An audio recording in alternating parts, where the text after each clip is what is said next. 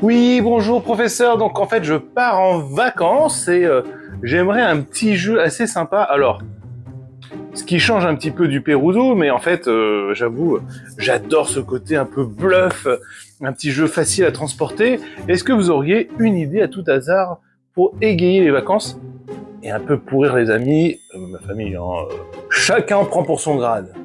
J'ai exactement ce qu'il vous faut, le jeu 1%.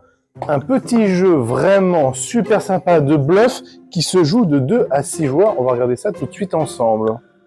Donc de 2 à 6 joueurs à partir de 8 ans. Donc c'est des parties de bluff qui vont rappeler un petit peu Perudo, mais avec pas mal de petites possibilités différentes.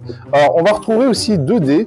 Et ce qui est assez drôle, c'est que si à tout hasard vous faites 2 fois 0, vous gagnez immédiatement la partie. C'est-à-dire que voilà, la partie commence, vous avez déjà gagné, c'est excellent.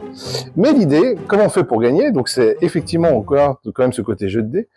En fait, on va avoir des cartes comme ceci, qui ont des valeurs, et un peu comme les Perudo, vous allez faire du bluff, des enchères, en disant, par exemple, que j'ai ça en main, je vais dire annoncer, je vais dire, moi je pense que sur toute la table, il y a au moins 3 étoiles, sachant que je sais que j'en ai 2.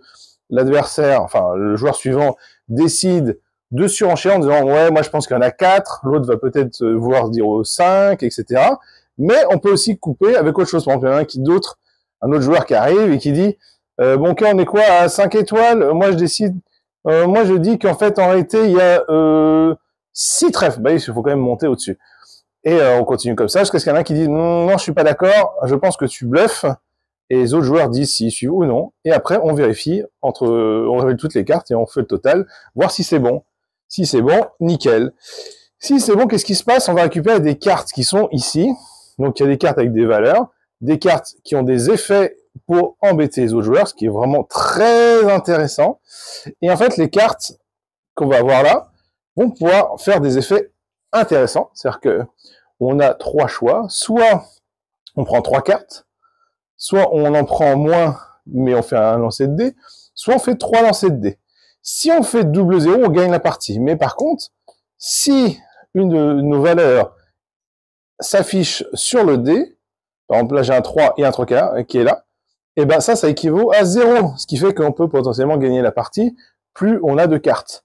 Évidemment, il y a des cartes, comme je disais tout à l'heure, qui ont des effets pour embêter les autres.